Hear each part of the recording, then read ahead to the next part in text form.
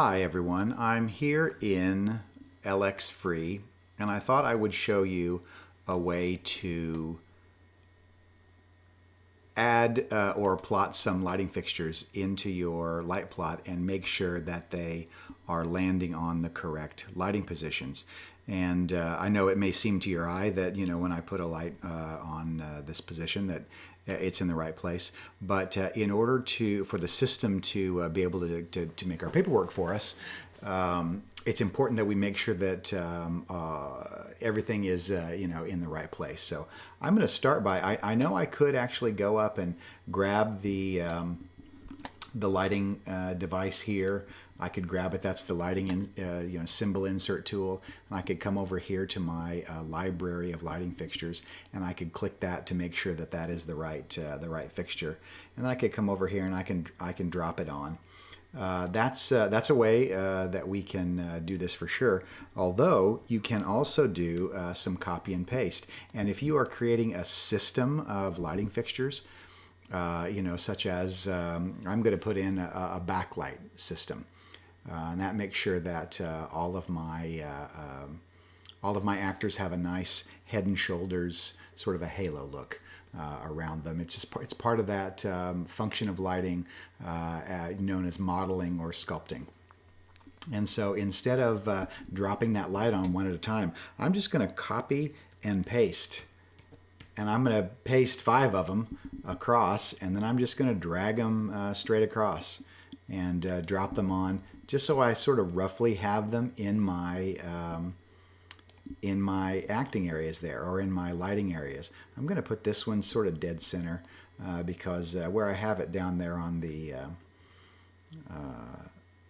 ground, I've got A, B, C, C, and C, and C. We didn't change those in class the other day, but this is sort of roughly where these lighting fixtures go. And if I grab them all, and I just drew a box around them, I can go up to the information screen, and you can see that all of these 5 fixtures are on the number 4 electric. If it is that they don't automatically appear on the 4 electric, you can double click out next to position and then just type it in. So whichever lighting position that your fixtures want to find themselves on, and I know that this is the number 5 electric, or number 4 electric, because it says 4 electric out there. So the electrics that go this direction on our light plot all have numbers, and the ones that go the opposite direction all have letters. That's all just to make it easier for us to understand which pipes are going which way.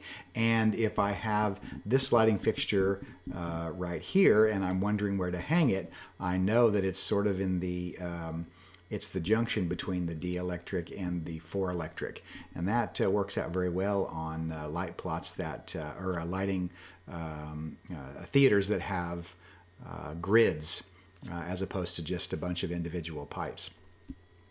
So now that I have those plotted on, I'm going to select them all. I'm going to Command C, copy them, and then I'm going to Command V, paste them in, and then I can move those up there onto my number 5 electric, and there they all are. And I'm going to grab them all again. I clicked to deselect them, and then I selected them again, just to make sure I was getting just the things I wanted selected. And you can see that the position it tells me is the 4 electric because I copied them from the number 4. But I want to tell the system that I actually have those lights on the 5 electric. And so now it should be that any one of these lighting fixtures that I choose, it now tells me it's on the number 5 electric. So I'm going to Command V again and paste those. And I'm going to put another set of these same lights on the number 6 electric. You can see I've got them all selected, so I actually don't have to drag a box around them again. And if I double click over here, I'm going to delete the 4 and add the 6 and hit enter. Now those lighting fixtures are on the number 6 electric. I'm going to Command plus, zooms me in a little bit just so that I can see these lighting fixtures just a little bit better. You can see that the lighting fixture I have chosen is a par or Parnell type of lighting fixture, and this little triangle at the front, if we're looking at the USITT graphic standards, which is good so everybody knows what type of fixture I'm using, you'll see that that is the symbol for roughly 50 degree in a lighting fixture. We put those on ellipsoidal style lighting fixtures also, that little triangle. But that really says to me in a par that this is a wide flood lighting fixture. So it's not going to give me a tight, narrow spot. It's going to give me a wash of light. And as we know, pars, they sort of send out that kind of oblong, oval style, but it's easy to blend from area to area. So now if this is my one system of lights for backlights, now is the time when I might want to go in and give it a color. I also might want to give it a channel number as well. So I'm going to select them all, because I want them all to be in the same color. So I'm going to come over to the drawing pane. No, that's not right. I'm going to come over to the info pane, actually where I was already. And out here next to where it says color, I'm going to double click. And perhaps you found a color in your Roscoe swatch book that you like. I think I'm going to make a choice about incandescent lighting, which, as I think about this play, Talk to Me Like the Rain, it's probably, well, you know what though? It's roughly all the same time of day, and it's kind of a cloudy day outside, isn't it? So I might want to go with something sort of blue or semi-blue. Having said that though, I know that interior rooms are lit differently than what it looks like coming from outside. So perhaps I want blue light coming from outside, or kind of a gray look from outside, but inside the room I want it to feel more like it's lit by an incandescent light. And so I would normally choose probably no color. And that's because of that's who I am. I might choose no color, and I know if I run that light at 50%, I'm going to get one of these more amber colors. But in order to be able to show you what this particular light plot program does, I'm going to choose Roscoe number 302. Which is a pale bastard amber. That's going to be the color that I put in these lighting fixtures. So I'm going to type in R302 and hit enter, and you see it changes the color slightly to give it, that's a little peachy color. It's not exactly the right color, but at least we know we've assigned a color to it. And I'm going to make a little check mark out next to the R302 because I want it to show the color that I've chosen out front. I want to do the channel number next. And so what I want to do is I want to go back to my little info palette, and I'm going to double click here next to channel. Actually, I can go ahead and put a check mark out there because I know I'm going to want it to show the channel number. And making logical sense out of my channel numbers, my top lights, I'm going to choose the 30s. Don't know why, because it sounds like a good idea. So I'm going to choose this lighting fixture. I start with my channel numbering as I read a light plot. I want to go from right to left. I'm going to view it from the left and read across to the right.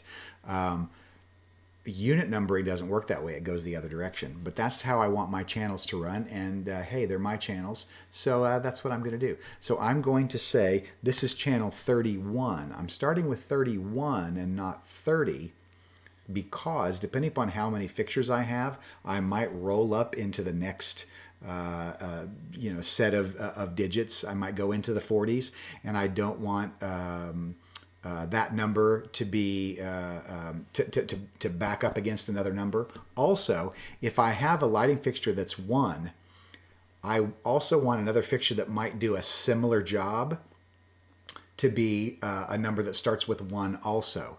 I'll explain that a little bit more in a second, but I'm going to call that 31. I'm going to come over to the next one and double click here and call that 32. And I have to check it to tell it to show show the number. This is 33. I'm going to click this next one. This one is 34. The next one is 35. I'm going to put a check mark there. And I'm going to pause for just a moment. I'm going to grab these lights again. Well, actually, no, I can't do that. What I want to do is I want to grab the number, not the lights, because I want to make a choice about that number. We know that the US ITT standard wants a channel number in a circle. And so if you go over here to the Drawing tab and you come down into the Insert Field Style, I'm going to come down and grab that and tell it to put it in a circle.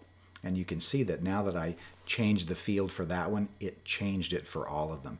And I think that as I go and I grab my next light over here and go back to the information pane, check that I want to show a channel.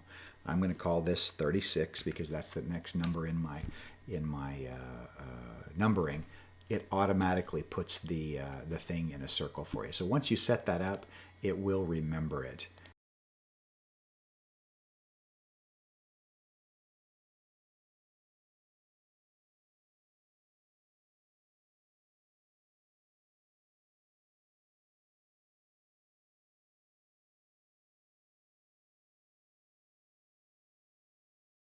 And now I have a system of backlights to light my stage, and I know where I wanted to hang those lighting fixtures because I know the width of my stage and the depth of the stage. So it looks like about 5 areas across and about 3 areas deep. Gets me good coverage so that it's nice and even across the stage, and no matter where an actor moves in the space, I can always hit them with some nice backlight. So now that we've done one system, we'll go next time and take a look at adding other systems of lights. You know, a system includes a collection of lighting fixtures that are the same type of light, that perform the same function, and typically are put in the same color. If I also wanted to do an entire system of backlights that were maybe in a different color, maybe I do want that blue backlight, that would be another system of lights. And here I'll show you how to do a couple of them. I'm going to grab all of these lights right here. I'm going to Control C or Command C and copy them, and Command V or Control V and paste them. And so now I have another whole set of lights right next to the ones that I just made. You see how this program automatically just drops them right in next to it. I'm going to come up here and double click and change that color. Let's call that new color R67. R67 is, if you look in your gel swatch book, it's a blue. It's not a really deep blue, but it's a blue that has just a little bit. It's called light sky blue, but I find it works really well for sort of rainy, overcast days if you want a little extra blue, but a blue with a little bit of green in it. And if you look at the very next color in the swatch book, it's, well, 367. But if you look at the next number up, 68, it's a very similar color, almost the same. You get the same amount of light through it, but you get a little bit more red in this one. So it tends to look just slightly like a warmer blue, and the other one is a slightly cooler blue. So you get kind of a little more of a gray skies feel with this other color. And so now I'm going to go back with this lighting fixture, and you see how it's number 31. I want to call my fixture that is next to it that does the blue color, I'm going to call it 51. So now 31 and 51 make up my starting with that, those groups of lights. And 52, and this one is 53, and I won't do the whole thing, but this just kind of gives you an idea of how we begin thinking about how different systems of light, of lighting fixtures, allow us to be able to light the play in the way that we sort of see in our head. Okay, and so we'll continue populating this light plot with more lighting fixtures so that we can begin lighting the play, Talk to Me Like the Rain, and Let Me Listen. Okay.